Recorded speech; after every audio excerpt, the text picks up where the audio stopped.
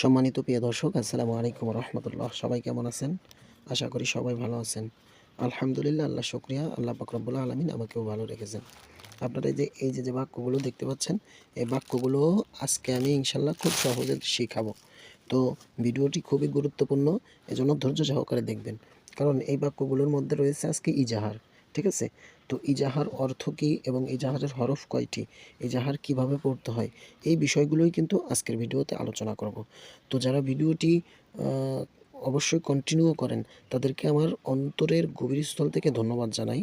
কারণ কোরআন শিক্ষা ইউটিউব চ্যানেলের সাথে লেগে থাকার কারণে আমি আপনাদের জন্য আরও 10 জনের কাছে চ্যানেলটিকে পৌঁছাইতে পারতেছি। তারা কোরআন শিখতে পারতেছে সহিহ শুদ্ধ করে, তাজবিদ অনুযায়ী। এজন্য আপনাদের জন্য অনেক অনেক দোয়া। আর যারা নতুন, তারা অবশ্যই সাবস্ক্রাইব করবেন, আমার চ্যানেলটিকে সাবস্ক্রাইব করে আমাদের সঙ্গে থাকবেন, ভালোবাসা দিবেন। তো কথা না বাড়িয়ে চলুন শুরু করি আজকের ভিডিওতে। এখানে কি আছে? এখানে আছে হচ্ছে আইন নুন জবর আন, হাবে হু, আন হু। তাহলে নুন সাকিনের সামনে এটা কি?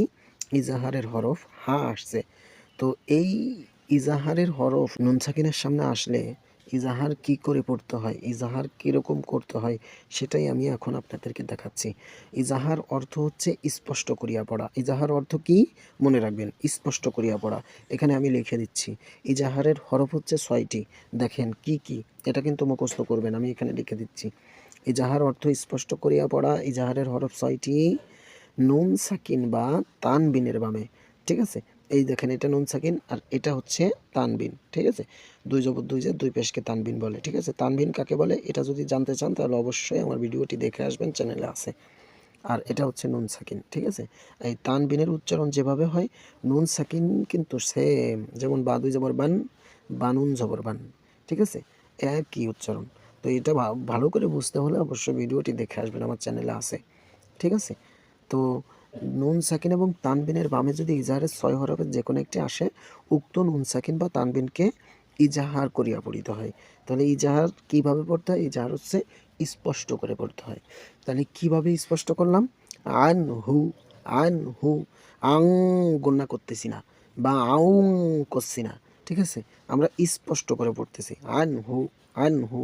ঠিক আছে? এইভাবে কিন্তু মূলত স্পষ্ট করতে হয়। তারপরে কি আছে? মিম আলিফ জবর মা, এক আলিফ টানতে হয়, মধ্যে তবাই। ঠিক আছে? লাম পেশলু, হাউলটা পেশ হু, মধ্যে বদল এটা। ঠিক আছে? এক আলিফটা নিয়ে পড়তে হবে। তাহলে আন হু মালুহু। খুব খেয়াল দিয়ে বুঝুন। তারপরে কি আছে? তারপরে হচ্ছে হামজা নুন জবর আন, আইন মিম জবর আম, আন আম তা জবর তা, আন আমতা। নুন সাকিনের সামনে কি? আইন হরফ আসছে। আইন কিন্তু ইজাহারের হরফ। লিখে দিয়েছিলাম আমি, আপনারা দেখিয়েছেন যে ইজাহারের হরফ কয়টি। ওই নুন সাকিন বা তানবিনের বামে ইজাহারের 6 হরফের যে কোনো একটি আসিলে উক্ত নুন সাকিন এবং তানবিনকে ইজাহার করিয়া পড়িতে হয়, স্পষ্ট করিয়া পড়িতে হয়। ঠিক আছে? তাহলে আন আম তাজবতা, আন আমতা। তারপরে কি আছে? মিম নুন জের মিন, হাবা জবর হাব, মিন হাব, লামলাম জের লিল, মিন হাব লিল, ওয়াও জবর ওয়া, রয়েছে রি, এটা মধ্যে তবাই। ঠিক আছে? দাল জেদ্দি। তাহলে প্রথমে কি বলছিলাম? মিন হাবলিল ওয়ারিদি। ঠিক আছে? এই দেখেন নুন সাকিনের সামনে ইজাহারের হা হরফ আসছে। ঠিক আছে? তো এই ইজাহারের হরফটা খুবই গুরুত্বপূর্ণ হরফ। এটা কিন্তু অবশ্যই আপনারা মুখস্থ করবেন। কারা কারা মুখস্থ করেছেন এবং করবেন, অবশ্যই মুখস্থ হলে কমেন্টে জানাবেন ইনশাআল্লাহ তাআলা। তারপরে কি আছে? লাম জবর লা, কফ জবর ক, লা ক, ওয়াও ইয়া জের ওই, লা কওয়ি ইয়া দুই পেশ ইউন, লা কওয়িয়ুন, আইন জবর আ। এই দেখেন নুন সাকিন এবং তানবিন বলেছিলাম। তো নুন সাকিন তো এই যে দেখালাম, এই যে দেখালাম, এইটা দেখালাম। ঠিক আছে? এইবার এই যে দেখেন তানবিন, এই তানবিনের সামনে ইজাহারের আইন হরফ আসছে। তাহলে কি করতে হবে? স্পষ্ট করতে হবে। লা কওয়িয়ুন আজিজুন, এটা কিন্তু আমার মধ্যে তবাই, জায়েজের জি, যা দুই পেশ জুন, আজিজুন। ঠিক আছে? তারপরে কি আছে? হামজা জিম জবর আজ, র দুই পেশ রুন, আজুরুন, আজুরুন। এই দেখেন তানবিনের সামনে গয়েন হরফ আসছে ইজাহারের।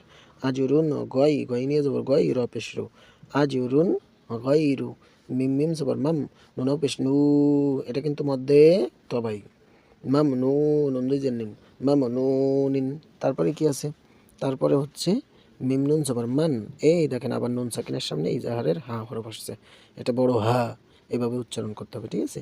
মান হুয়া, মিম নুন জবর মান, হা পেশ হু, ওয়াও জবর ওয়া, মান হুয়া কোনো গুণনা করতেছি না, স্পষ্ট করে পড়তেছি, ঠিক আছে? ইজার অর্থ স্পষ্ট করা। তারপরে কি আছে? আইন জবর আ, লাম ইয়া যে লি, এটা কিন্তু মধ্যে দবাই।